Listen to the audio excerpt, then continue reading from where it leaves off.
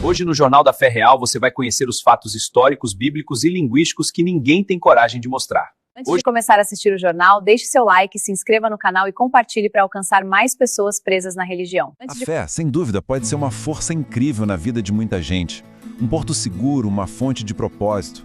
Mas e quando essa influência, que é tão poderosa, começa a cruzar uma linha bem sutil e vira manipulação psicológica? É exatamente essa fronteira que a gente vai explorar hoje, para entender quando a fé inspira e quando ela, na verdade, controla.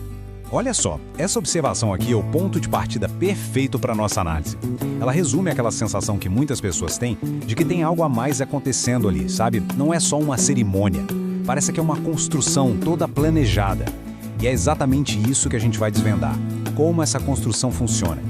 Antes mesmo de qualquer palavra ser dita, o palco é montado. O ambiente, tanto físico quanto emocional, é preparado nos mínimos detalhes com um objetivo bem claro: diminuir as nossas defesas críticas. É como preparar o terreiro para que a semente da sugestão pegue mais fácil. Essa é a primeira e talvez a etapa mais importante de todo o processo. O interessante aqui é que esses elementos não funcionam sozinhos.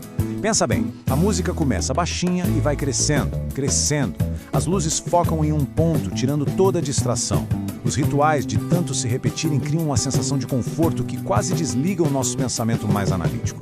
E tudo isso junto cria uma emoção coletiva, uma catarse, que deixa todo mundo ali num estado de sugestionabilidade altíssimo. E essa escalada musical não é por acaso, viu? Como aponta o pesquisador Valdevino Rodrigues dos Santos, ela é feita para levar a um clímax emocional.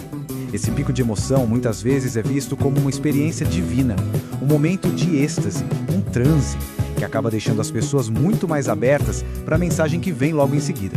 Bom, com o ambiente todo preparado, aí entram em cena as ferramentas psicológicas mais diretas. São técnicas que a gente já conhece em outras áreas, como da psicologia ou do marketing. Só que aqui elas aparecem disfarçadas, com uma roupagem religiosa. Elas agem de forma bem sutil e, na maioria das vezes, sem que as pessoas nem percebam que estão sendo usadas. Hipnose não tem nada de mágico, é uma técnica psicológica real. E num culto ela não vai parecer um show de mágica. Ela é aplicada de um jeito sutil, na voz cadenciada, na repetição de certas frases, na criação de um foco de atenção muito intenso. Tudo isso para guiar os pensamentos e diminuir a capacidade de questionamento. Já a PNL parte de uma ideia bem simples. As palavras que a gente usa moldam a nossa realidade. Então técnicas como a tal da confissão positiva bebem direto dessa fonte. A ideia é que, ao declarar em voz alta um desejo, você já estaria dando o primeiro passo para que ele se realize. E com isso, a fé vira quase uma ferramenta para alcançar objetivos muitas vezes materiais. E aí, claro, temos os gatilhos mentais. Eles vão direto nas nossas emoções mais básicas. O medo de uma punição divina, a culpa por não estar contribuindo o suficiente, a obediência cega à figura do líder e até a prova social, sabe? É aquela coisa de ver todo mundo ao redor fazendo a mesma coisa e se sentir pressionado a fazer também. Esses gatilhos são acionados para guiar as decisões, principalmente as financeiras. Então, aqui está o pulo do gato. A grande diferença não está nas ferramentas em si, mas na intenção e principalmente no consentimento. Numa terapia, quando se usa hipnose ou PNL, tudo é transparente, conversado e o objetivo é o bem-estar da pessoa. Já nesses contextos de manipulação, as mesmas técnicas são usadas às escondidas, com o objetivo de controlar e não de libertar.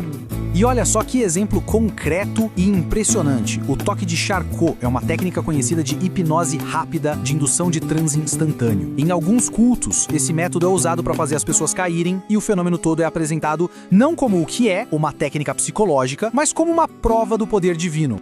Agora a gente vai mergulhar um pouco mais fundo. Como é que tudo isso afeta a nossa biologia? A neurociência hoje já nos mostra que essas experiências não são só emocionais, não. Elas causam mudanças químicas e até estruturais de verdade no nosso cérebro. Esse ciclo aqui é poderosíssimo. Funciona assim. Primeiro, mensagens de medo e culpa fazem disparar o cortisol, o hormônio do estresse. Para se livrar desse estresse, a pessoa busca alívio na submissão, seja doando dinheiro ou obedecendo sem questionar. Esse ato de obediência traz um alívio imediato que libera dopamina, o neurotransmissor do prazer. O cérebro aprende rapidinho a lição. Obedecer é igual a recompensa. Questionar é igual a estresse. E a longo prazo, isso tem um preço. A ativação repetida, sem parar, das mesmas redes de neurônios ligadas a um sistema de crenças muito rígido pode diminuir o que a gente chama de flexibilidade mental.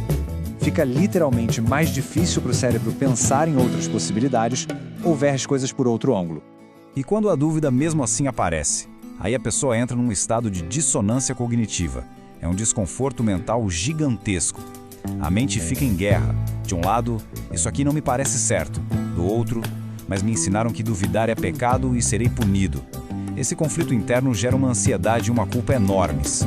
Esse diagrama pode parecer complexo, mas ele mostra uma coisa bem importante, o que os cientistas chamam de sistema do self. Basicamente, é o centro de comando das nossas crenças e desejos. As práticas religiosas, como as setas mostram, podem influenciar diretamente esse sistema, moldando aquilo em que se acredita e aquilo que se deseja. E isso, claro, acaba ditando todo o comportamento da pessoa. Ok, agora vamos ligar todos esses pontos e ver as consequências disso tudo na vida real das pessoas e na sociedade, porque o impacto vai muito além daquele momento do culto. A prática clínica com pessoas que tentam sair desses grupos religiosos mais controladores mostra um padrão de sofrimento muito sério. Crises de ansiedade, depressão, uma culpa que a pessoa carrega lá no fundo. É comum também uma perda do senso de quem se é, porque a vida inteira foi construída em cima daquele sistema de crenças. Essa fala de um paciente é devastadora. Ela resume perfeitamente a crise existencial que acontece. Quando a identidade de alguém se funde completamente com a do grupo, sair dali significa perder não só os amigos e a comunidade, mas o próprio sentido de existir. E esse outro relato aqui mostra como o condicionamento pelo medo não vai embora fácil. Mesmo depois que a pessoa decide, racionalmente, que quer sair, ela continua sentindo aquela ansiedade, aquele medo de que algo terrível, uma punição divina, vai acontecer a qualquer momento. E do ponto de vista da lei, a coisa é bem complicada. Onde é que termina a liberdade religiosa e onde começa o abuso, a exploração da vulnerabilidade das pessoas? Definir essa fronteira é um dos grandes desafios que a gente tem como sociedade, para conseguir equilibrar o direito à fé com a proteção do indivíduo. E com isso, a gente volta para a nossa pergunta central. Não tem resposta fácil, né? Mas agora, entendendo um pouco melhor esses mecanismos todos, o ambiente, as ferramentas de persuasão, a resposta do nosso cérebro, a gente tem mais critério para refletir. No fim das contas, a decisão de onde traçar essa linha fica para cada um. E essa foi mais uma investigação do Jornal da Fé Real, onde a verdade liberta. Se você gosta de conhecer a verdade por trás das religiões, das culturas e das crenças que influenciam milhões de pessoas no mundo, inscreva-se agora no canal e acompanhe as próximas reportagens do Jornal da Fé Real.